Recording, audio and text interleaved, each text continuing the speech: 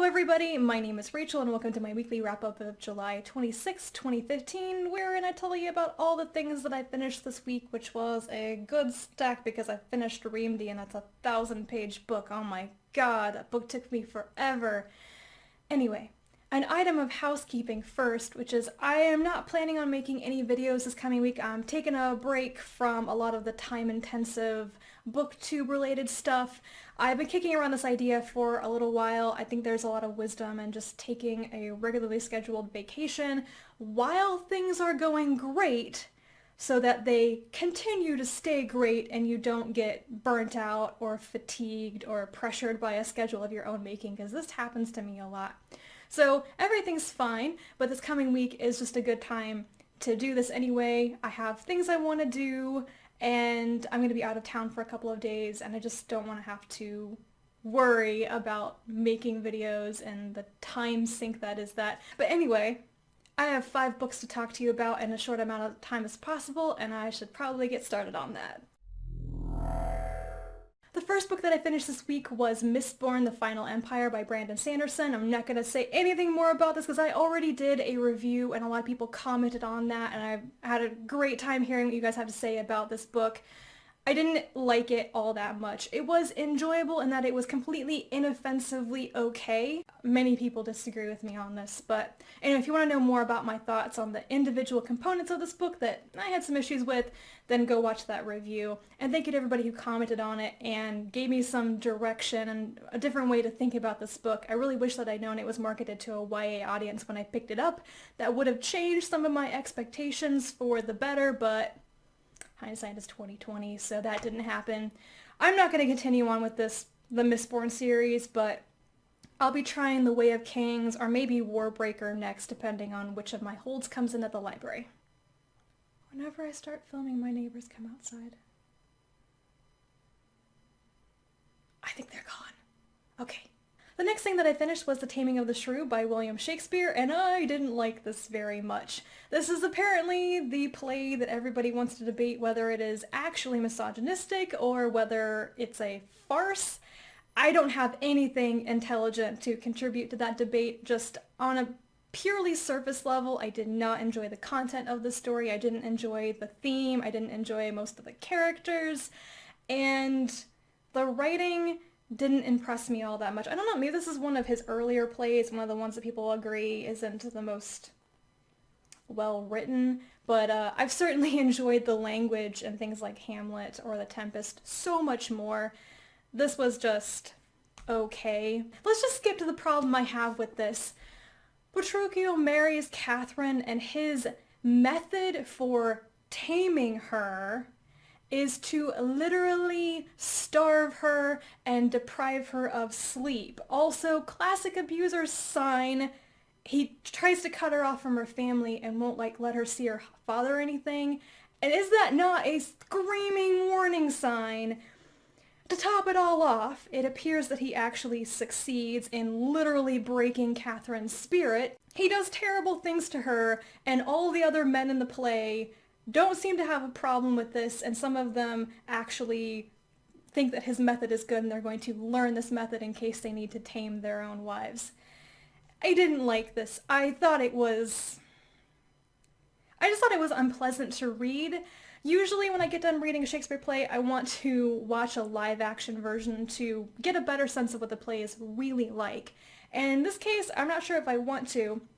But I noticed that I am friends with a bunch of people on Goodreads who did actually rate this play much higher than I did. I only gave it 2 stars, I think.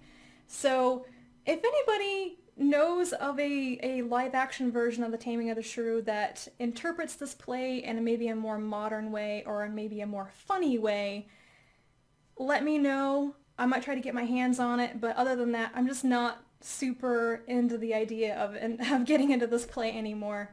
I just really didn't like the story.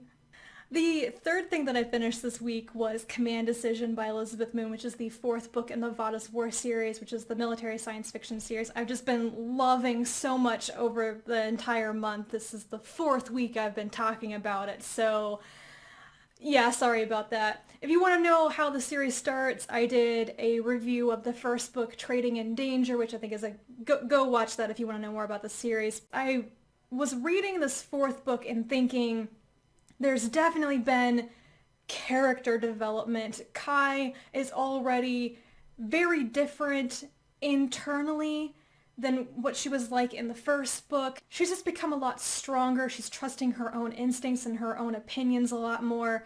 And that just, it's a great thing to see her character developing like that. And I've really been enjoying the secondary characters as well, like her cousin, Stella, and Rafe, who has a POV storyline in Command Decision, and I really enjoyed that. I wasn't really sure if I was going to like him when he was first introduced, but after some entertaining moments where Kai literally lands him on his ass, I started to like him a lot more. He rolls with it, and he's really developed into a character that I can enjoy seeing on the page. So I so highly recommend the series. I have the fifth book, Victory Conditions, out now. I haven't started reading it yet because I just got it late last night, but yay, my dad finally got done with it. For people who don't know, I was having trouble getting the books in a quick fashion from Overdrive because somebody else was checking them out, and it turns out that my dad apparently watched my video and he started reading the books too, and we were like duking it out on Overdrive because he would check out one when I wanted it and then I would check out one when he wanted it.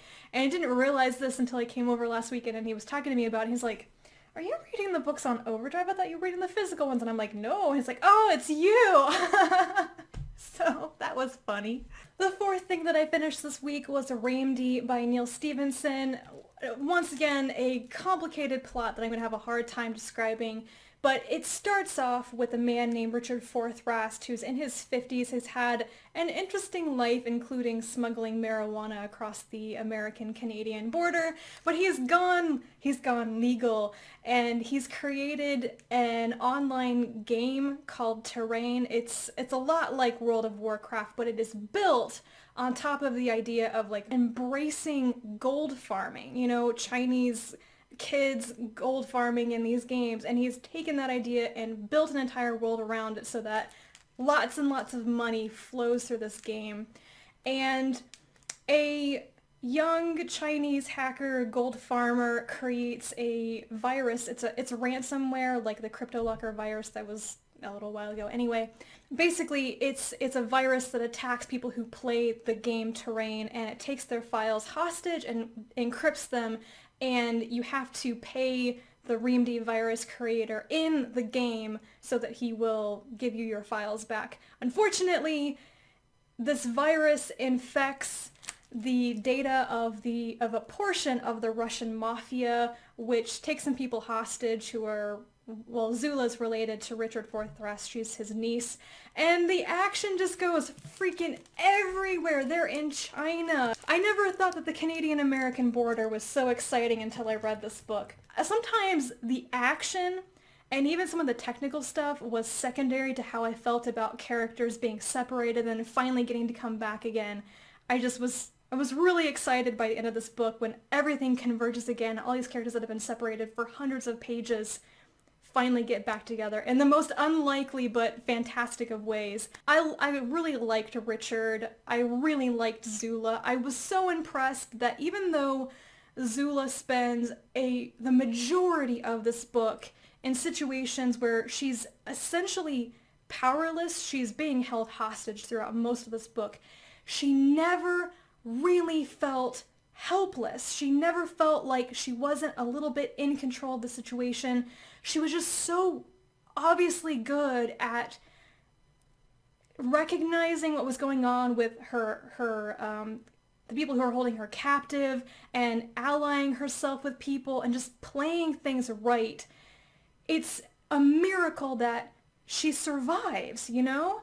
And I liked her so much and I like Stephenson a lot for writing a character like that.